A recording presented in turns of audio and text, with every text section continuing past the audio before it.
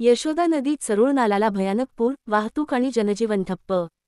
प्रतिनिधी वर्धा जिल्हा। वर्धा जिल्ह्यातील यशोदा नदी परिसरात मुसळधार पावसामुळे सरूळ नाल्याला अचानक आलेल्या पुरामुळे मोठ्या प्रमाणात नुकसान झाले आहे। गेल्या 24 तासांपासून सुरू असलेल्या जोरदार पावसामुळे नाल्याचे पाणी ओसंडून वाहू लागले आहे, त्यामुळे आसपासच्या गावांमध्ये पूरपरिस्थिती निर्माण झाली आहे।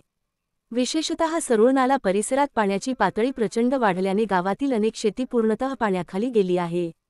शेतकरी वर्गाचे मोठे नुकसान झाले असून खरीप हंगामाचे मोठे संकट निर्माण झाले आहे।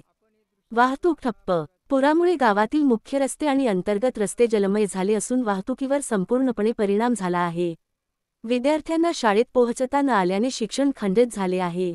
प्रशासन सतर्क। जिल्हा प्रशासनाने स्थानिक नागरिकांना सतर्क राहण्याचे आवाहन केले आहे।